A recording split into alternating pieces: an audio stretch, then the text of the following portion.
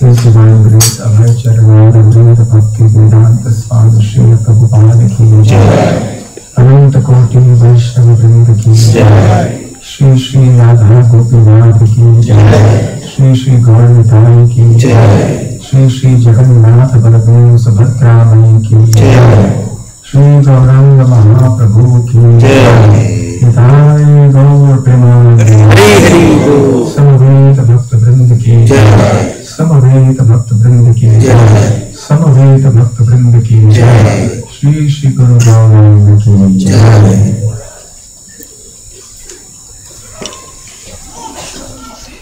Very nice present. It's perfect. The rest here is more and more good. years. Because our whole system is based on Kirtan. So when somebody sings or plays right in tune, in the proper way, then it's a great pleasure. It increases the happiness of chanting the holy names.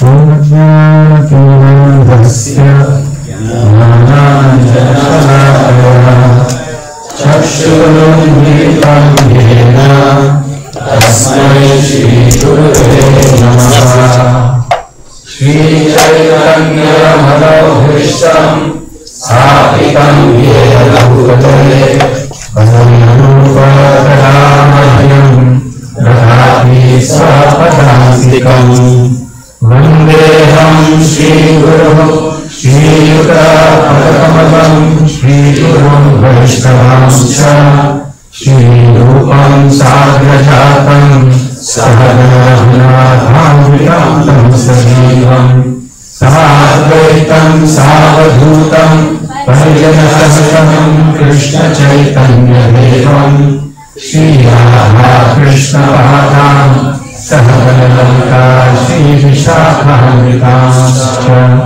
Namo Om Vishnupadaya Krishna Prestaya Bhutale Srimate Bhakti Rasamrita Swami Namine Namaste Saraswate Gauravani Prajayate Nirvishesha Shunyavadi Paschatadeshakari Mukam Karoti Vacharam Angam Nambhayate Yattipatamaham Vande Gurum Dinakarinam Vanchakalpatarubhyascha Kripa Sindhuveva cha Patitanam Pavanebhyo Vaishnavebhyo Namo Namaha Namo Mahabharandhaya Krishna Prema Pradayate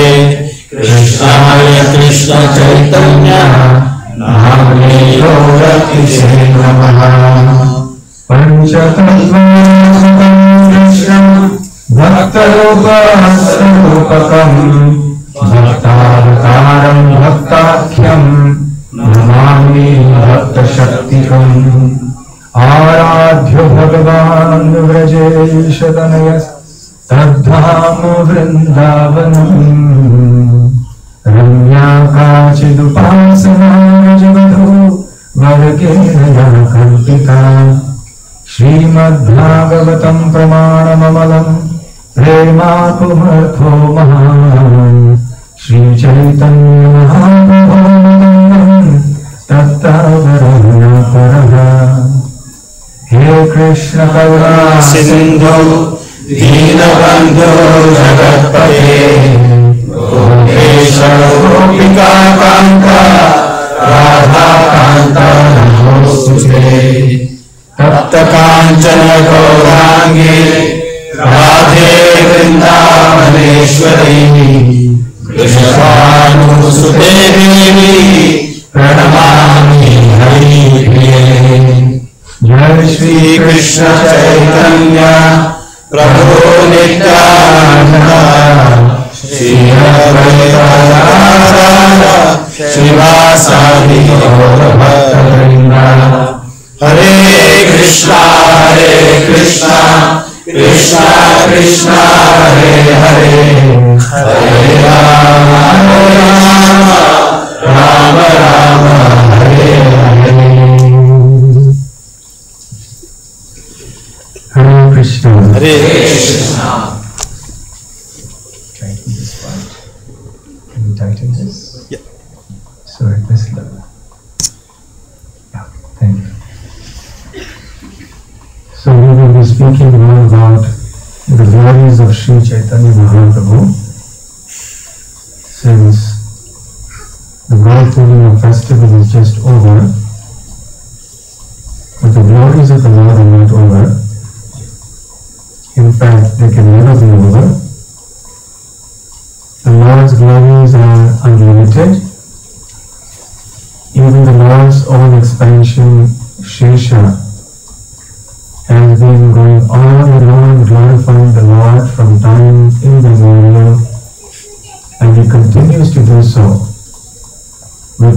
expectation that he will reach an end to the recitation of the glories of the Lord. But in any case, we are very fortunate that we have some opportunity to hear and chant about the glories of the Supreme Lord in his many, many different aspects and his facets. Chanting about the Lord's glories, his qualities, his messages, his greatness, his mercy, his beauty, his holy abode, his holy names, his devotees. All these are very, very beautiful for us. They are very nourishing for our devotional creeper. When we glorify the Lord and his devotees, then our Bhakti Lata, or the creeper of devotional service, gets watered. So we have to be gardeners, Chaitanya Mahaprabhu has said. Transcendental gardeners. Brahmanda Bhamite Kona Bhagyavan Jeev Guru Krishna Prasade Pai Bhakti Lata. So Chaitanya Mahaprabhu has explained that after many, many lifetimes, one very rare and fortunate soul gets the opportunity to receive the seed of devotional service by the mercy of Guru and Krishna. So it is a very rare thing. Once that seed is obtained, then one becomes obliged to become a transcendental gardener. When a gardener plants a seed in the soil, then he has to take care of many things. First and foremost, he has to see that the soil is fertile. There is no point planting the seed in the sand on the beach, or no point putting it on a rock where it will not fructify. One must look for some soil that is fertile. Similarly, we must make our heart receptive to the messages of the Lord. Then the soil, so to speak, becomes fertile. Then the seed may be received and it may be greatly beneficial to us. Then the gardener has to water that seed. And the watering process, Chaitanya Mahaprabhu explains to Rupa Goswami, is the process of hearing and chanting about Krishna. When we regularly hear and chant the glories of the Supreme Lord, then the devotional creeper or the devotional seed sprouts and gradually grows into a plant and starts growing luxuriantly because it is being nourished by ample water. Along with that, we also have to take precautions that this tender plant may not be eaten by grazing animals or trampled upon by people walking here and there, or perhaps not destroyed by a strong wind. So we have to build some fence around it. That protective fence also needs to be built around our Bhakti Lata, the seed of devotion. And that is, Srila Prabhupada explains, the association of devotees of the Lord. When we regularly associate with devotees, then that protects our seed of devotional service from getting lost. So by coming here in the association of devotees, not only do we nourish the seed of devotion by hearing and chanting, but we also protect the growth of this devotional creeper. Side by side, we also have to ensure that the weeds that grow along with the main plant do not choke up the main plant. Many times the weeds look exactly like the main plant itself, and you can't distinguish which is which. It needs an expert gardener to understand which is the main plant and which is the weed. So similarly, as we water our devotional creeper, with hearing and chanting about the Lord, the devotional creeper grows. But along with that, in the soil of our heart are many other seeds, which we have planted from time immemorial. The seeds of so many desires. The desire for material enjoyment, the desire for name and fame, desire for so many unlimited things of this world.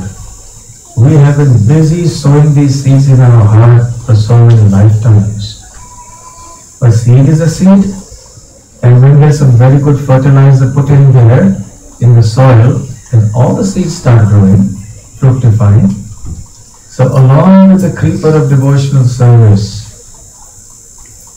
the other seeds also start sprouting. And then you have these other plants that start growing. And that is what we call the weed. Now what is a weed? A weed is also a plant just like any other plant. But when it is an unwanted plant, we expect something to grow and then something else grows. And that other plant which we don't want is called the weed.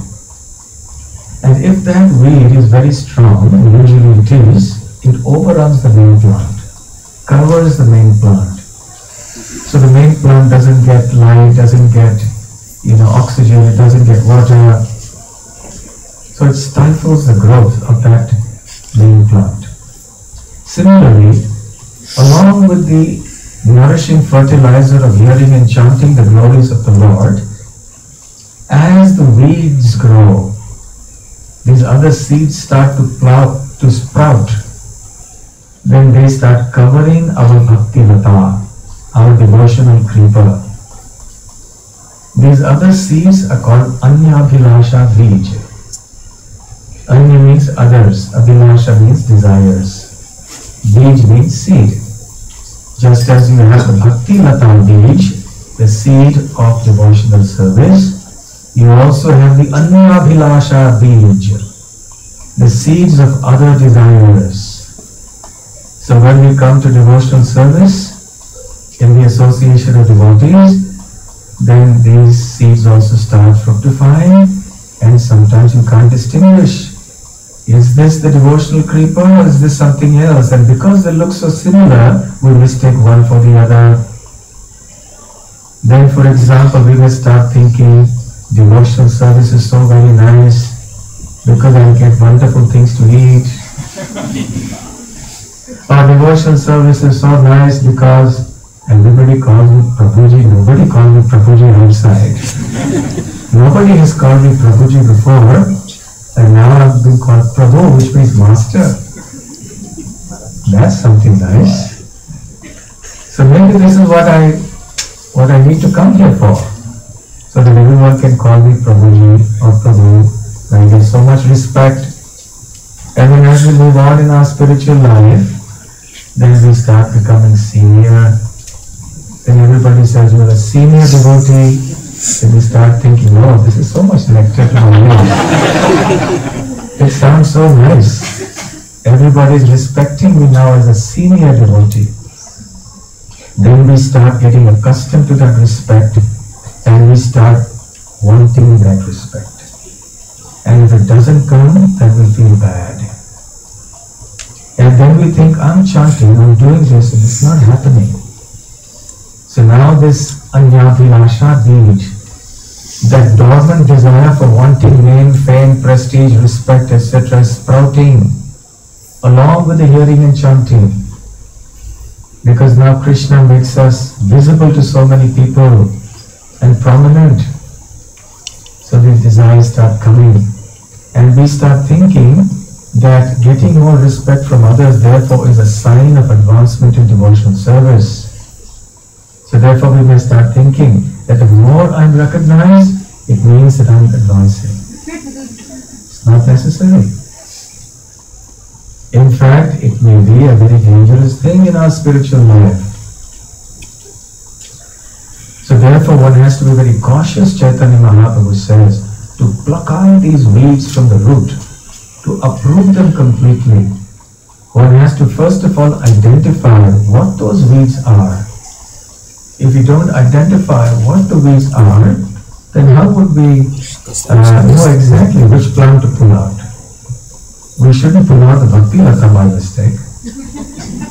And then we're left with all the other creepers of unwanted desires.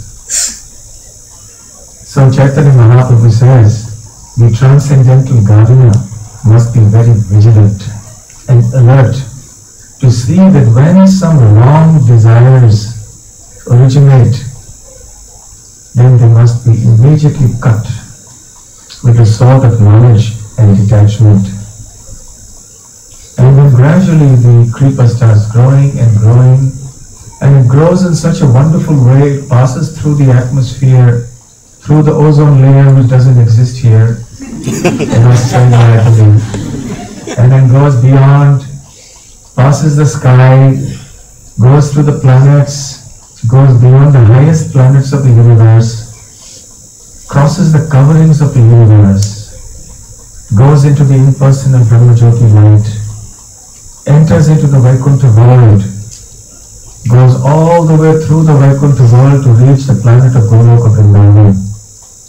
And in Goloka Vrindavan, Krishna is there playing the flute. That is Goloka Vrindavan. And then the Bhakti Lata goes and rests at the lotus feet of Lord Krishna. And as the seed, as the plant rests there, it bears fruit. Remember, all this while the transcendental gardener is still in Sydney. His creeper has been growing mysteriously in a way that even the gardener cannot understand and see. It's a spiritual growth. It's a spiritual creeper that keeps growing and growing and growing. And then it reaches the lotus feet of Krishna and bears the fruit. Which is that fruit? Fuji fruit? The kiwi. It is the fruit that is the most delicious fruit by far. No other fruit can compare with it. What is the name of that fruit? It's called Krishna Prema.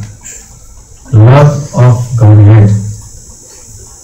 This is that fruit for which we have always been hankering to taste. And then the devotee has dozens and dozens and unlimited quantities of these fruits and relishes them. When the fruit has gone there, but he's here in Sydney, but still he relishes it. So this is the process of devotional service. We have to be like a gardener. So Chaitanya Mahaprabhu has told us, this is how we must do devotional service in order to attain the ultimate perfection of life. So Chaitanya Mahaprabhu has given so many teachings so that we may be able to distinguish the main creeper from the other creepers, so that we may understand what is necessary for the growth of the devotional creeper. For example, when we see there that nice picture, do you see one picture there? You see people with sticks, like this one, here. Who is the person who is sitting? It's Chaitanya Mahaprabhu. And who is the person who is standing? Yes, he is a sannyasi called Mahav. He is called Prakashananda Saraswati. When Chaitanya Mahaprabhu took sannyas and went to the north, to Vrindavan, he passed through Varanasi or Banaras or Kashi.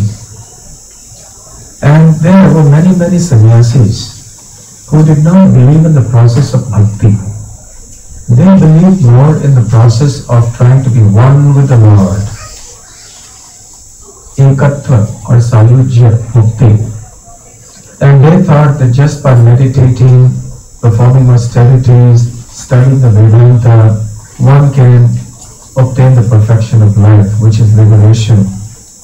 One can merge into that impersonal Brahman. They don't approve of this healing and chanting. And Chaitanya Mahaprabhu went to Varanasi And he was ecstatically chanting and dancing, and thousands of people were accompanying him. And these other sannyasis, headed by Prakashananda Saraswati, who were not in the path of bhakti, they disapproved of this very much.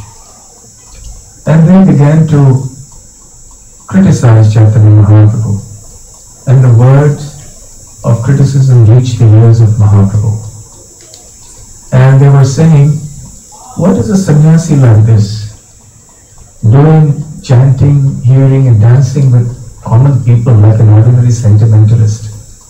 Sannyasis are meant to be brave. They are meant to be studying the Vedanta. They are meant to be performing austerities.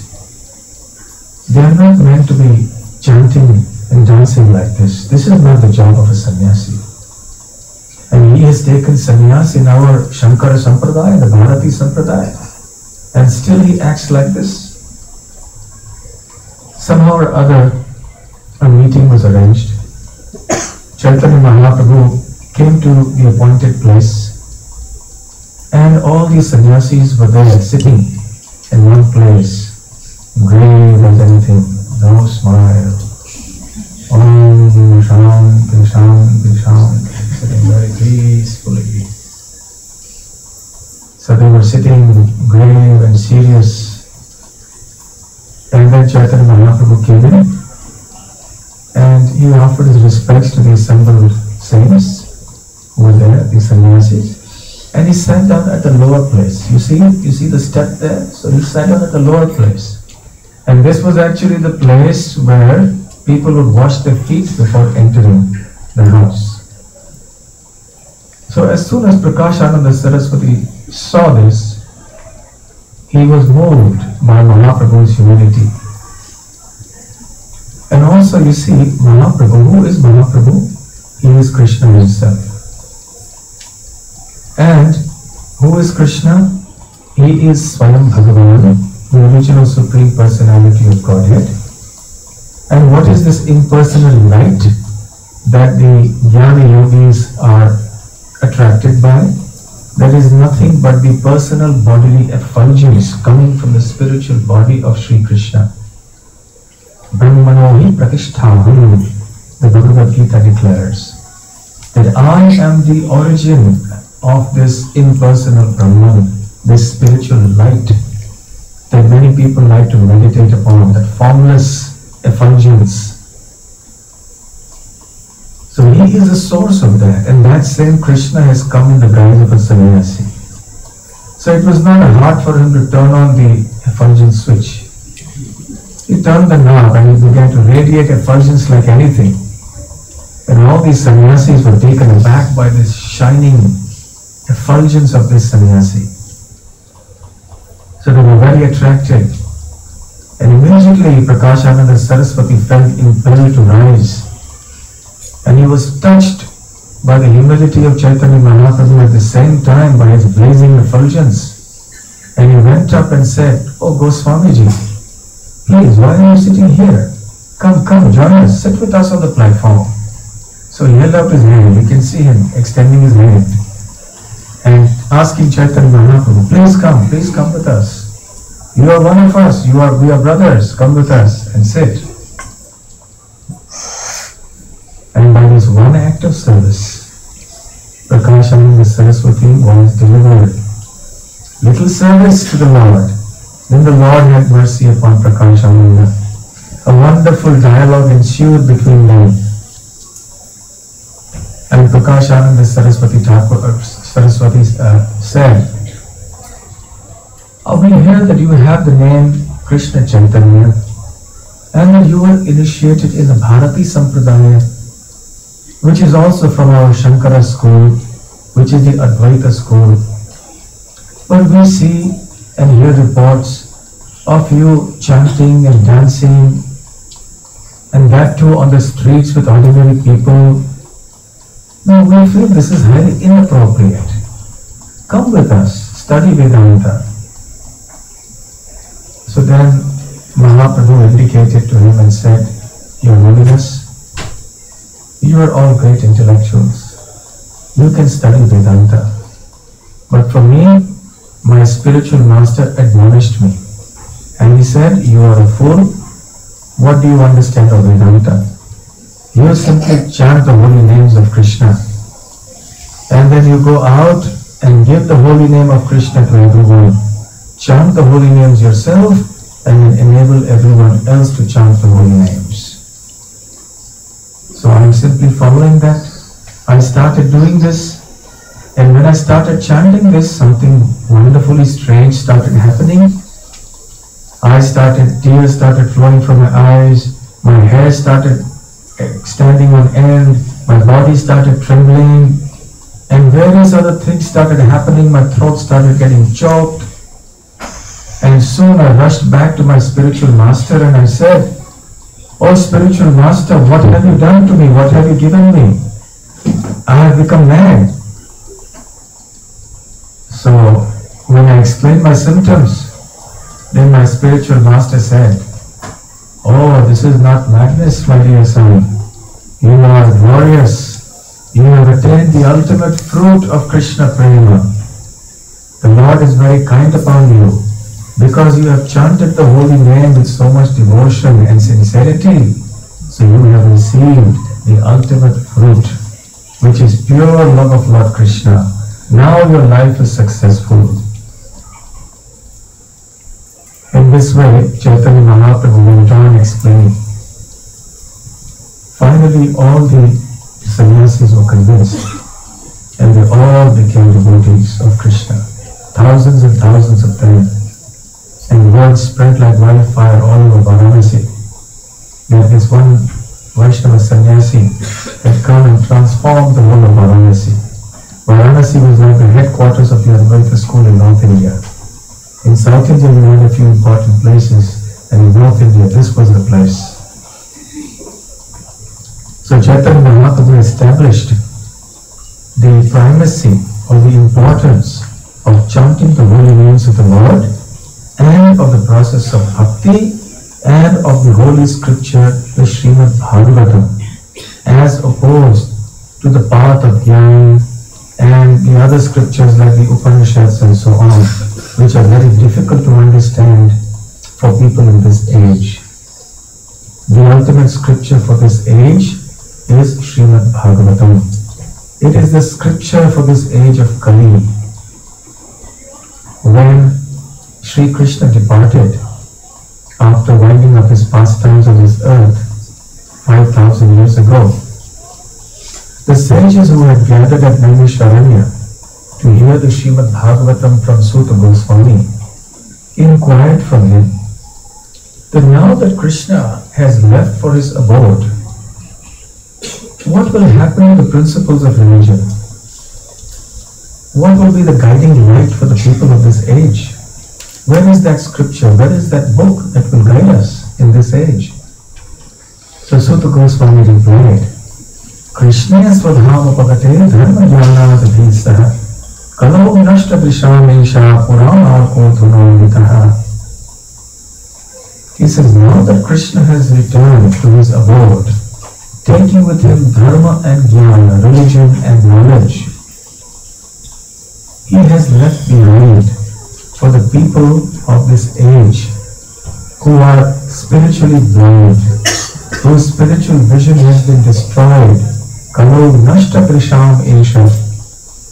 He has left behind this glorious book, the Srimad Bhagavatam, the Bhagavad Purana, which is like the shining sun that has just arisen, aduna uditaha, to dispel the darkness of ignorance of this age of Kali. So Chaitanya Mahaprabhu based his teachings on the Srimad Bhagavatam because he understood that the Srimad Bhagavatam was actually the commentary, the natural commentary on the Vedanta. The Jnana Yogis are very fond of the Vedanta Sutra, but Chaitanya Mahaprabhu and his followers hold, and rightly, that the Srimad Bhagavatam is the commentary on the Vedanta Sutra by the author of the Vedanta Sutra. When the author writes a commentary on his own work, then what need is there for another commentary? So the Srimad Bhagavatam is the commentary of the Vedanta, and it is the distilled essence of all the Vedic knowledge. And the ultimate conclusion of the Srimad Bhagavatam is love of Godhead. And this is what Chaitanya Mahaprabhu has come to give. And in fact, he has come to give a special kind of Krishna Prema. That Krishna Prema which is only in connection with Vrindavan, where the Supreme Lord is worshipped not as God, but as a cowboy boy who frolics and plays with the cowherd boys, with the gopis, where he acts like a cowherd boy. This is his pastime. Even though he is God, but he likes to be a cowherd boy. Playing the role of a cowherd boy doesn't diminish Krishna's godhood in any way. It doesn't diminish his powers, his opulences and so on. Rather, his sweetness, his qualities, they simply get magnified. Krishna as a cowherd boy is the worshipable deity of those who want to love Krishna in the mood of Vrindavan. Vrindavan is the only place where the Lord is not worshipped as the Lord. As I was mentioning another day in one previous lecture in Sydney, I don't remember where, or maybe here in the temple, that the problem is that everybody except God wants to be God. God doesn't want to be God. God simply wants to be a cowherd boy and have fun with his devotees. He wants to play the flute. He wants to herd the cows. He wants to have the Rasa Leela with the gopis. He wants to jump and play with the peacocks and the animals with his friends, the cowherd boys in the forest. He likes to climb trees and have games, having fun. This is God's business, enjoyment. Srila Prabhupada used to say, he gave the example that one time there was a Jain who came to India looking for God because he knew that India was a land of spirituality. So he went to different holy places, to different temples. Somehow was not satisfied. When he came to Krishna's temple, he said, yes, this is God. I am going to worship him. And someone asked him why. What was it about Krishna that appealed to you? He said, look, every other temple that I went, the deity was doing something or the other. Like when I went, I saw Lord Shiva's picture, he was in meditation. So obviously he is meditating on someone. So who is he meditating on? You generally meditate on someone superior to yourself. So who is that God? I went to Durga Devi's temple, I saw her fierce looking with a trident in her hand and killing somebody. And I said, why would God do this? And I went on and saw different places. But when I came to Krishna's temple, I saw he's playing the flute and simply enjoying. And I said, yes, this is God. God's business is to enjoy. Therefore he is called Ram. Ram means, Ram comes from the word Ram Dhatu, which means to enjoy.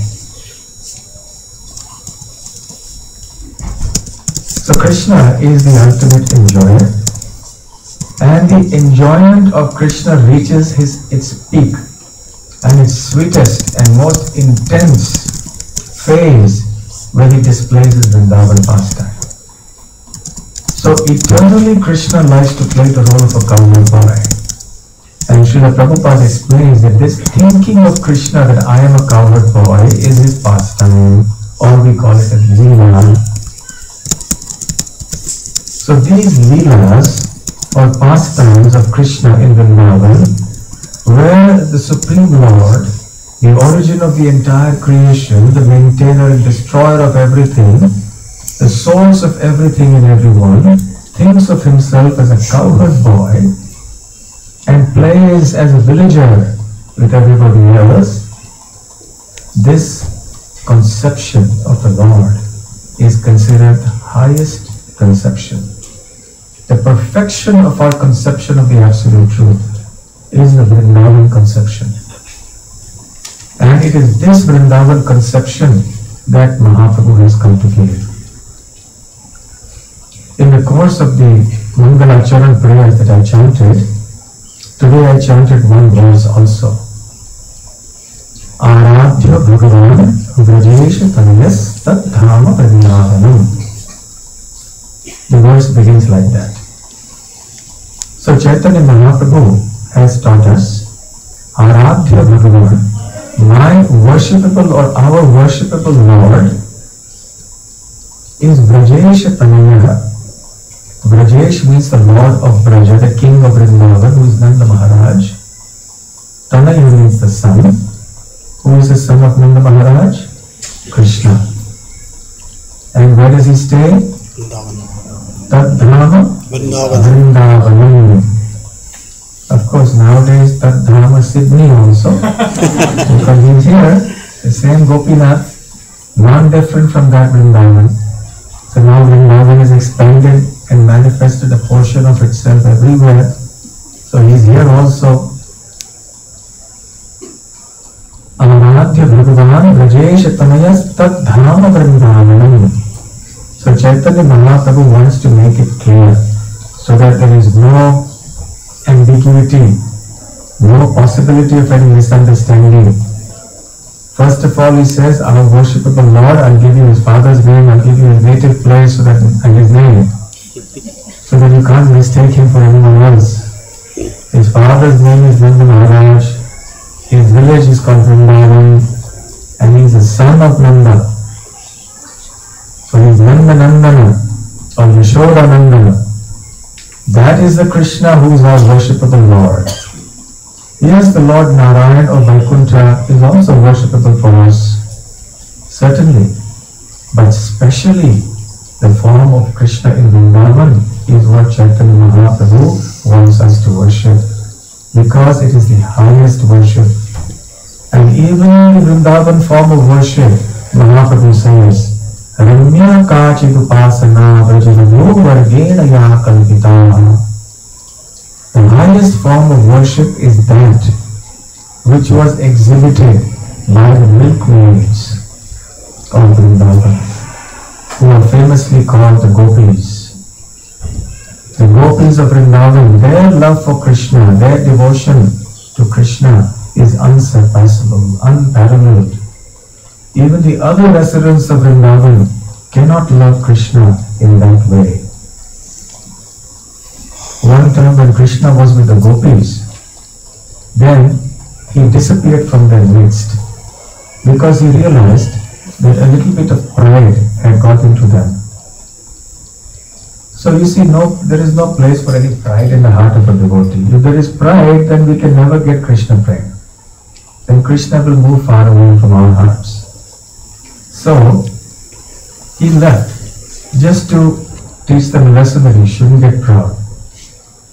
But then extremely they realized, oh, we got proud and see what happened. So they became very distressed.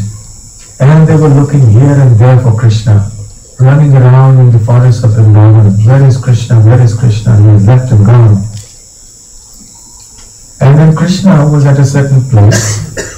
And when the Gopis came, he decided to change his appearance, disguise himself, so as to not get caught. So he transformed himself into his expansion, the four-armed Lord Narayan of Vaikuntha, with the Shankha Chakra Gada Padma, which means with the conch shell, the disc, the mace, and the flower, lotus flower. And he stood there majestically, standing. The Gopis came there. The Gopis understood this is Lord Narayan, the Supreme Lord of Vaikuntha. So they saw him, they offered their respect. All our respects to you, Lord Narayan. But can you tell us where did Krishna go? So offer the respects to Lord Narayan, yes, he is God, but we want Krishna. So this is the nature of the love of Vrindavan, where there is no trace of awe and reverence. And then Mahaprabhu says, of course, Mahaprabhu's teachings, Srimad Bhagavatam Pramana, and the evidence for this, for Mahaprabhu's teachings, Pramana, Amalam means the spotless or the topmost evidence is the Bhagavad Purana, the Srimad Bhagavatam. Prema Pumartho Mahan, and the ultimate goal of life for all humanity is to achieve that Krishna Prema, that lofty love of Godhead. This love of Vrindavan, not any other love, not the love of the Lord in His majestic form, not the love of the Lord that is imbued with a sense of reverence, or where we see the Lord as a majestic creator of everything, a fearful dispenser of justice, not that kind of a Lord. In Vrindavan, the devotees may sometimes know that He is God, but it doesn't affect their devotion to Him. Prema Pumartho Mahan. So this love of God is the ultimate goal. Sri Chaitanya Mahaprabhu Matamidam. So this is the opinion of Sri Chaitanya Mahaprabhu. Tatra for which I have the highest respect, says the devotee who composed this verse. So this is what Mahaprabhu has come to give. And who is Mahaprabhu? He is actually the Lord Himself. He has come with the mood of His topmost devotee. His topmost devotee is Srimati Radharani. Radha is always with Krishna, and Lakshmi is always with Narayan, and Sita is always with Rama. So Chaitanya Mahaprabhu is none other than Krishna, who has come in the mood of Srimati Radharani as the best devotee of Krishna. So in that sense, he is understood to be a combined form of Radha and Krishna. So the Chaitanya Charitamrita says, Radha Krishna Pranaya Vikriti Vladini Shakti Rasma Ekatmanavapi Bhuvi Puradeha Bhetam Gatantam Chaitanyakyam Prakatamadhuna Tatvayam Chaityavantam Radha Bhavatyuti Suvetam Navmi Krishna Swarupam. The meaning of this verse is Radha Krishna Pranaya, the love between Radha and Krishna, Vikriti Radhani Shakti Rasma, is a form of the internal energy, the spiritual energy in the spiritual world. The love of Radha and Krishna is not like the ordinary love of a man and woman in this world. That is a completely different thing, like iron and gold. You can't compare the two at all. There's a difference between the earth and the sky, between these two kinds of conceptions. One is on the material platform, the platform of the body, where we distinguish male and female and so on. Whereas on the spiritual platform, on the platform of pure spiritual existence, is the love of Radha and Krishna. Radha Krishna Pranaya Vikriti Ladini Shakti Rasma. So this internal spiritual energy of the Lord is called Ladini Shakti. That bliss-giving spiritual energy, which when we come in contact with gives us great happiness. That is what is responsible for giving us this love of God, the Krishna Prema. Ek Atma Api. So even though Radha and Krishna were one as energy and energetic, Api Bhuva Pura Deha Bhedam Gatanto. But since time immemorial, they separated themselves into two, Radha and Krishna. So this is an important point. The absolute truth is one, but that one absolute truth separates into two, separate in the sense of establishing distinct individuals as Radha and Krishna. So Krishna has become Radha and Krishna. And then now, as Chaitanya Mahaprabhu, they have combined again. Chaitanyakyam prakatam adhuna tadvayam cha aikyam aptam. So now Radha and Krishna have combined to become Chaitanya Mahaprabhu. Radha Bhava Dyuti Suvaritam.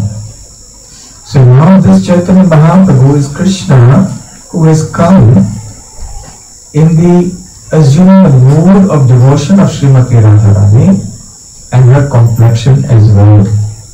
Krishna here, you can see, has a complexion of a fresh monsoon cloud, darkish, bluish. And you look at Chaitanya Mahaprabhu there, who is also Krishna, but he has a golden complexion. That is the complexion of Srimati Radharani. So Krishna, when he assumes the mood of Srimati Radharani and her complexion, he is called Chaitanya Mahaprabhu. This is who Chaitanya Mahaprabhu is. And he has come here to give us this Krishna prema by demonstrating it to himself.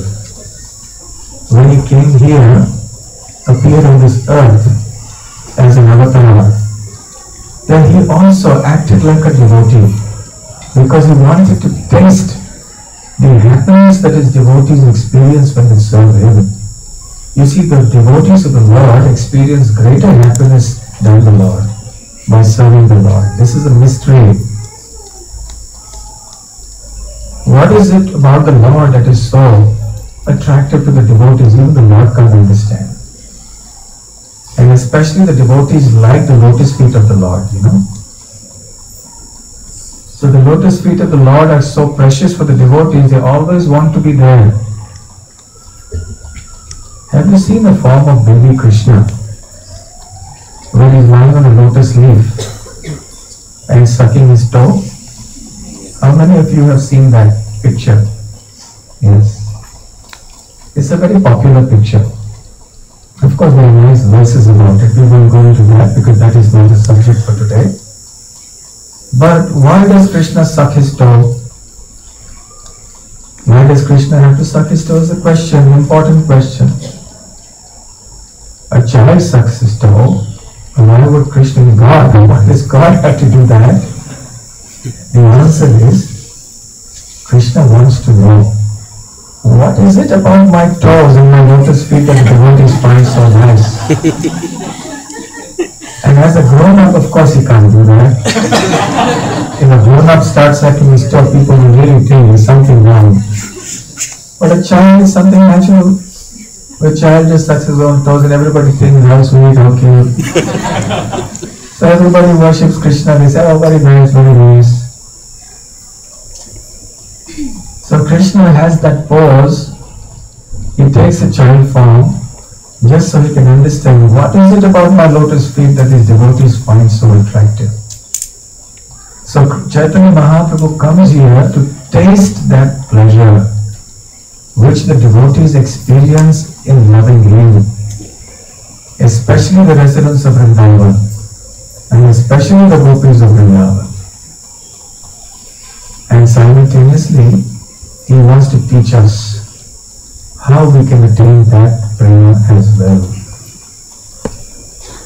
And the method by which he teaches this and he establishes this is the congregational chanting of the names of the Lord. This is his purpose. And in Vrindavan, it's always a question of loving Krishna in separation. Because Krishna left Vrindavan to go to Mathura and then to Dwarka. So the devotees in Vrindavan, after the first 10.5 years of Krishna's life, were always feeling deep separation from Krishna.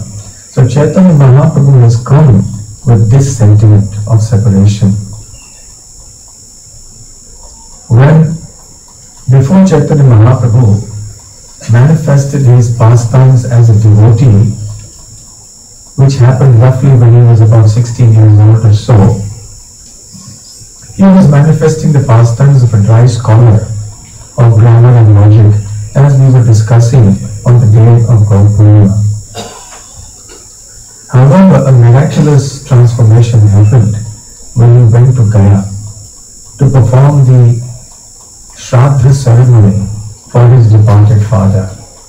There he met Ishwar Puri again, accepted initiation from him, and thereafter he was just filled with rapturous, ecstatic love for Godhead. He came back a completely transformed person. Where is Krishna? Where is Krishna? And all the devotees were overjoyed. And the others were bewildered. What has happened to this young boy? He was so smart and so intelligent. Now he's become a Hare Krishna. It happens like this also many times. Earlier he was quite normal. And now he has become a Hare Krishna devotee.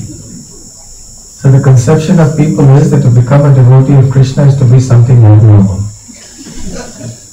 You see, actually a person who is doing the headstand, Vishirshasana, the head standing on your head, he thinks everybody else is upside down. Isn't it?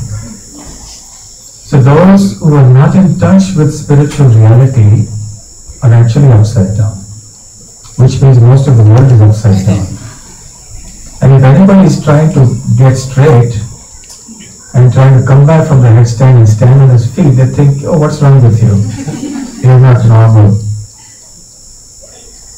So when non-devotees began to ridicule him, the devotees were very, very happy that Nimai Pandit had transformed in such a manner.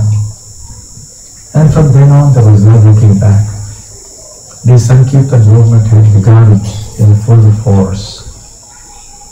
But initially people thought that the ecstatic symptoms that Chaitanya Mahaprabhu had developed were some signs of madness, because they had not seen these things before. So when Mahaprabhu started rolling and sometimes jumping and dancing and falling to the ground, and his head would stand on end and tears would flow from his eyes like jets, and people would think there's something wrong, maybe there's a distortion of airs in his body and it's gone to his brain and something has happened. Somebody give all kinds of advice, maybe you should call a tantric and do something, or maybe you should do this, maybe you should do that. And his mother Sachimata became worried. What's happening to my son? I'm happy he's a devotee of Krishna, but this, who can cry tears that come out like jets like this? And so one time Srivas Thakur came home, because he had heard all these complaints that everyone's saying he's become mad, he's become mad. So he saw the ecstatic symptoms of Chaitanya Mahaprabhu, and worriedly Sachimata asked him, so Srivas Thakur, please tell me, what is wrong with my son? Is he mad? People are saying he has gone mad. So Srivas Thakur smiled after examining the whole situation. I wish I was mad like your son. This is not madness, don't worry. He has achieved the perfection of his life. This Krishna Prem is something we all want. So Sachimata was very relieved. One time, Nimai was in that mood of feeling separation from Krishna. His dear friend Gadadhar Pandit came in. He says, Gadadhar, where is that Krishna? Where is he gone, left Vrindavan and gone? Where is he now? I have been struggling to see him, but I don't see him. Where is Krishna? So he was going on and on saying like this. And Gadadhar Pandit tried to pacify him in many ways and said, Nimai, he is in your heart. He is in everybody's heart. He is in your heart too. Immediately Nimai started to tear open his chest. Okay, let me see if he's there.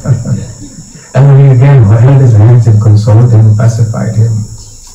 And then Sachimata was very happy. You're a very intelligent boy. You should be with my son, because you're the only one who can control him. So always stay here, never leave the company of my son. soon after that, Nimai Pandit, he started this Sankirtan movement. They would go every day out to the streets chanting the holy names. And then some years after that, at the age of 24, Chaitanya Mahaprabhu accepted sannyas, just so that people would accept his messages. He traveled to many places of pilgrimage in South India, Western India, and also in the northern part of India, including Vrindavan. And he resided for most of the time thereafter at Jagannath Puri, where also he performed many pastimes in connection with the congregational chanting of the holy names and also Lord Jagannath.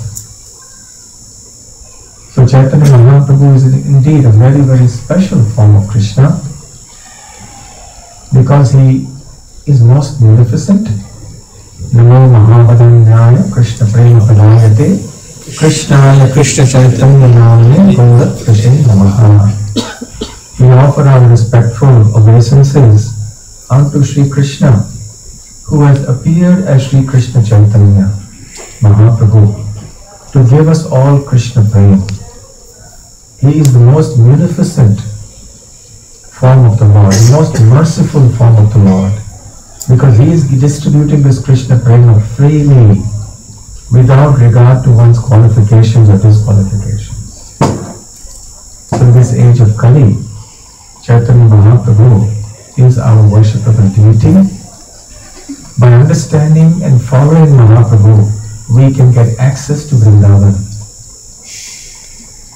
We can understand what is Krishna in Vrindavan, what are his pastimes in Vrindavan. So the perfection of life in this age is attained through the medium of Chaitanya Mahaprabhu.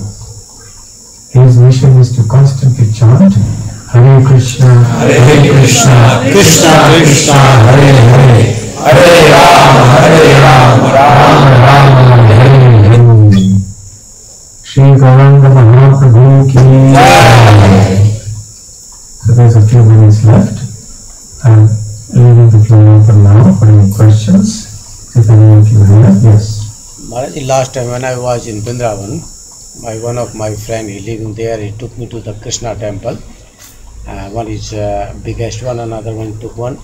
And I seen very few time devotee of the temple, they open the curtain and close and open. What is the reason this one? Banke Bihari, yes Maharaj, yes, Banke Bihari, yes. The question is that in Vrindavan there are some temples where the pujaris, they don't keep the darshan open of the deities for long. They close, open, again quickly close it, open it again. Because there are histories of how the Lord is so dear to his devotees and loves his devotees so much, he can't bear separation from his devotees, that sometimes he jumps off the altar and goes with them somewhere. So the Banke Bihari, he was actually, the story goes like this in brief. There was once this accountant, there are many accountants here, no? Many Indians come here with accountancy degrees. So he was an accountant, he was working for a businessman. So he had this desire, I want to work for the biggest person. So he saw that the businessman is paying taxes to the king of Mathura. So he approached the businessman and said, I want to work for the king, will you please arrange this? So he said, all right, you go. So he arranged for a job with the king. Then he saw that the king was also paying taxes to another bigger king who was sitting in Delhi, the emperor. So he said, I want to go and work for the emperor. Alright, so he arranged for him to go there and work.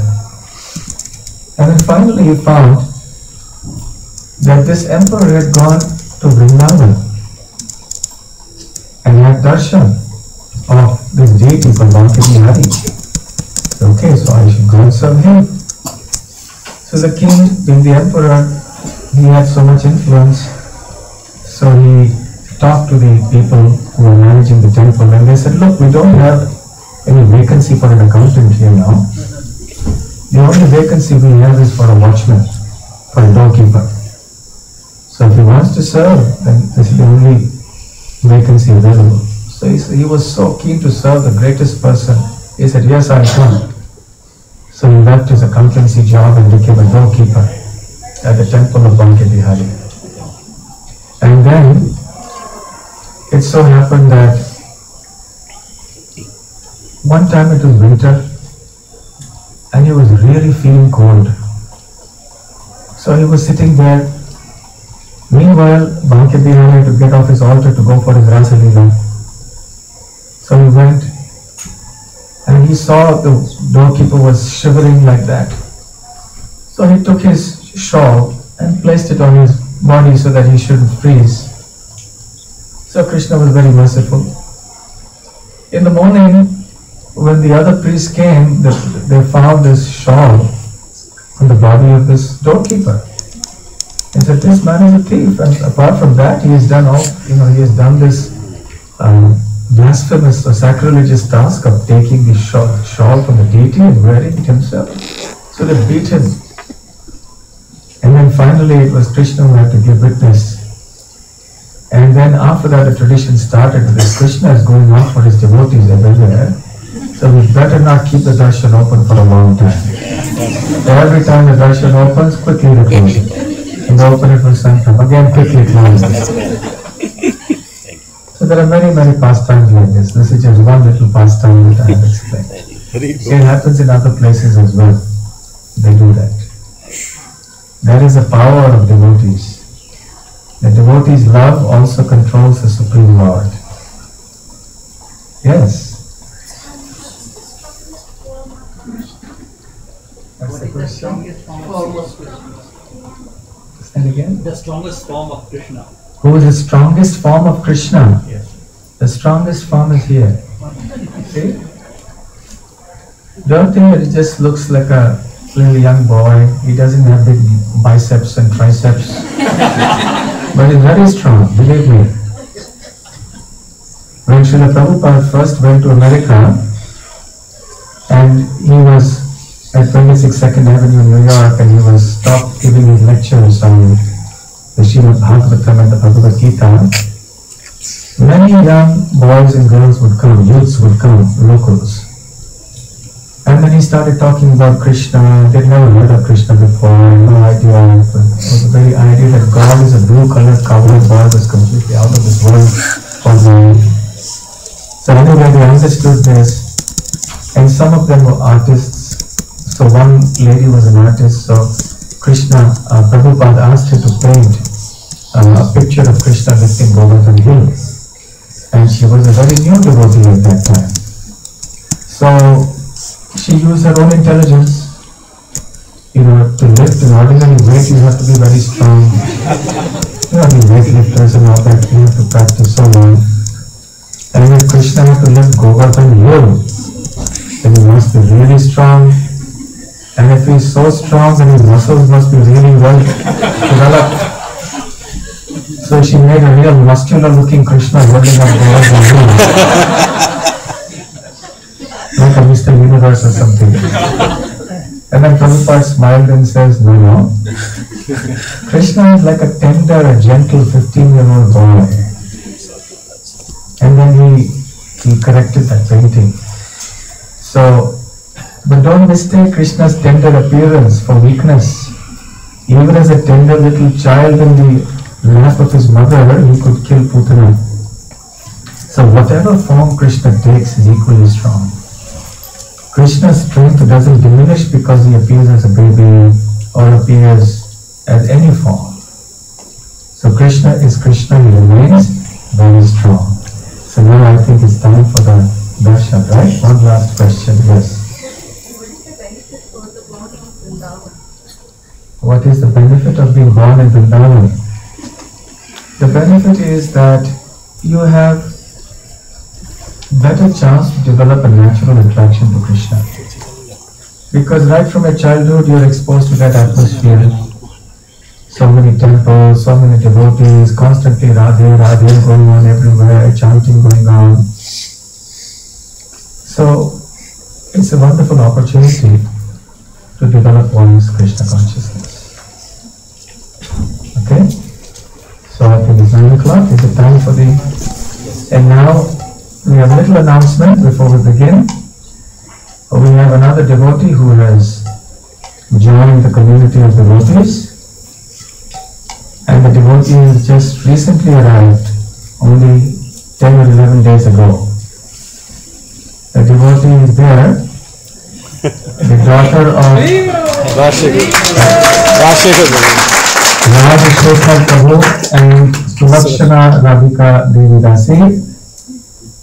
And His Holiness Bhakti Rasamrita Swami Maharaj has named this new devotee as Gaurangi. That's yesterday. Gaurangi is the name of Radharani, because she is golden complexioned. So this is Gaurangi, the new arrival. So let us one time chant Hare Krishna Mahamantra for her. Hare Krishna, Krishna Krishna, Hare Hare, Hare Rama, Rama Rama, Hare Hare. And pray, let us all pray at the lotus feet of Radha Gopinath, that they will kindly bless her with pure devotion to their lotus feet. Hare Krishna, Hare Krishna, Hare Krishna.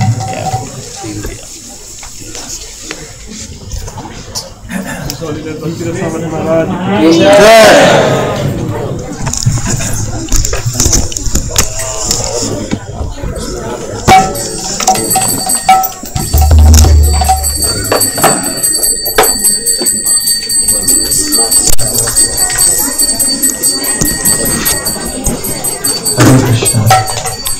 Namo Vishnu Padaya Krishna Prishthaya Bhutale Srimate Bhakti Vedanta Swami Namane Namaste Saraswati Deve Gauravani Pracharini Nirvishesha Shunivadi Paschatya Krishtarini Jai Shri Krishna Chaitanya Prabhu Nityananda Shri Radha Shiva Sadi Hare Krishna Krishna Krishna Hare Hare Hare Rama, Rama Rama, Hare Hare. Hare Krishna, Krishna Krishna, Hare Hare.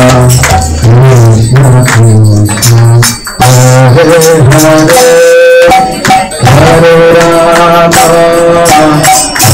Rama,